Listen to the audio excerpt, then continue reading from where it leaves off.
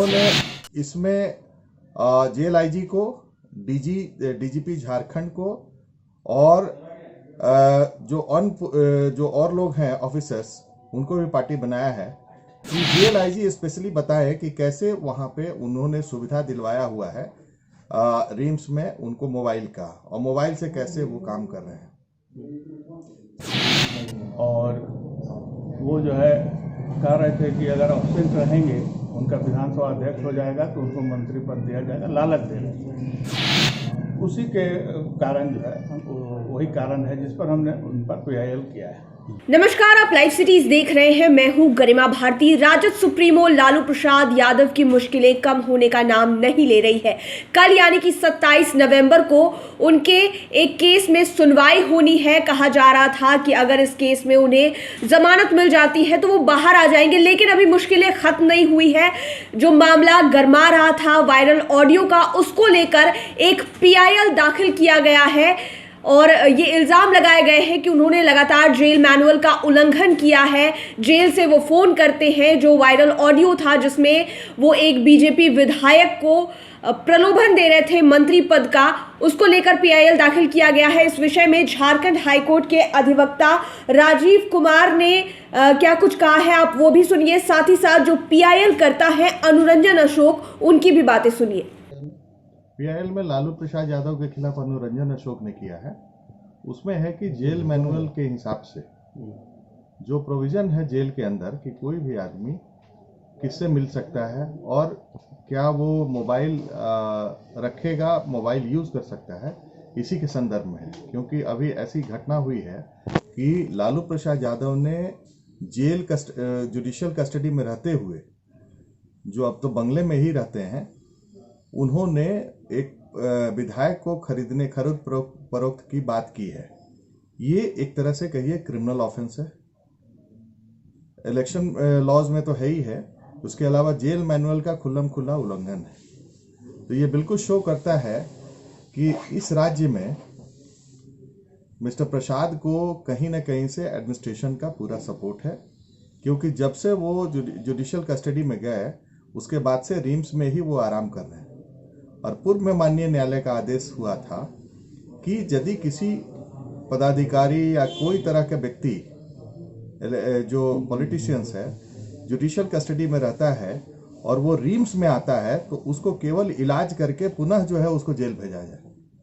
ये तो एक तरह से कहिए कि जेल को ही शिफ्ट करा दिए हैं रिम्स में। तो ये बिल्कुल उस जुडिशियल ऑर्डर का भी, हाईकोर्ट के जुडिशियल ऑर्डर का भी उल्लंघन है और जेल मैनुअल का भी उल्लंघन है। और खरीद फरोख्त की जो बात उन्होंने की है, ये हम लोगों ने जो उसका रिकॉर्डिंग है, उसके हिसाब से ये क्रिमिनल ऑफेंस है। तो फ्रेश एफआईआर भी इनके खिलाफ होनी चाहिए और इसकी जांच होनी चाहिए। लालू जी जब से जुडिशियल कस्टडी में गए हैं अपना सेंटेंस को पूरा करने के लिए, तब से वो रिम्स में ही जमे हुए हैं। और रिम्स में जमे हुए क्या वो फ्रीली रहते हैं, वहाँ कोई दिक्कत नहीं है उनको। जिसको आना है आता है, जिसको जाना है जाता है। एक तरह से कहिए कोई जेल में नहीं है। तो उसको भी कोर्ट को कंसिडर करना चाहिए कि क्या इस तरह से जो बोलते हैं ना, फेक तरीके से, फर्जी तरीके से जुडिशियल कस्टडी दिखाना कि हम इतना दिन जेल काट लिए हैं, ये अपने आप में क्वेश्चनेबल है।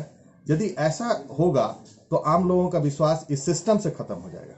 सर, किन लोगों को पार्टी बनाया गया है? हम लोगों ने इसमें जेल आईजी को, डीजीपी झारखंड को और जो और लोग हैं ऑफिसर्स, उनको भी पार्टी बनाया है कि जेल आईजी स्पेशली बताए कि कैसे वहां पे उन्होंने सुविधा दिलवाया हुआ है रिम्स में उनको मोबाइल का, और मोबाइल से कैसे वो काम कर रहे हैं।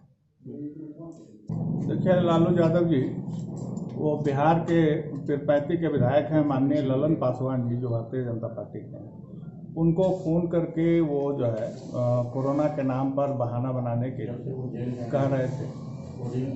और वो जो है कह रहे थे कि अगर एब्सेंट रहेंगे, उनका विधानसभा अध्यक्ष हो जाएगा तो उनको मंत्री पद दिया जाएगा, लालच दे रहे थे।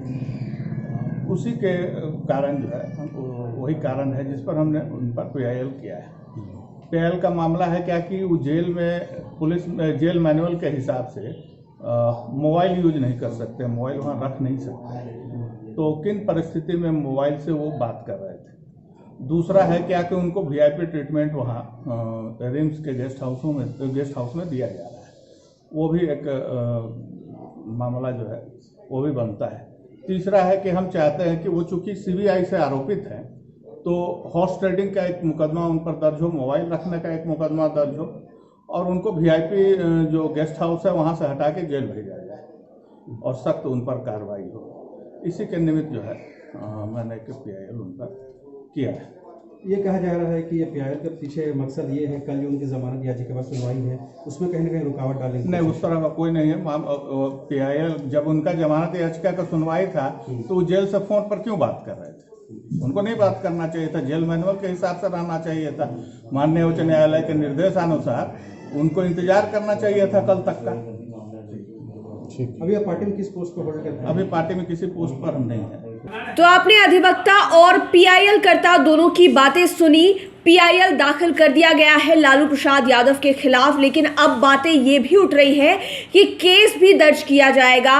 अब देखने वाली बात ये होगी कि लालू प्रसाद यादव की मुश्किलें कब तक थमने का नाम लेती है या फिर उनकी मुश्किलें और बढ़ती जाती है। लाइव सिटीज के साथ आप बने रहें, हमारे चैनल को सब्सक्राइब करें, लेटेस्ट अपडेट्स के लिए फेसबुक पेज को जरूर लाइक करें। धन्यवाद।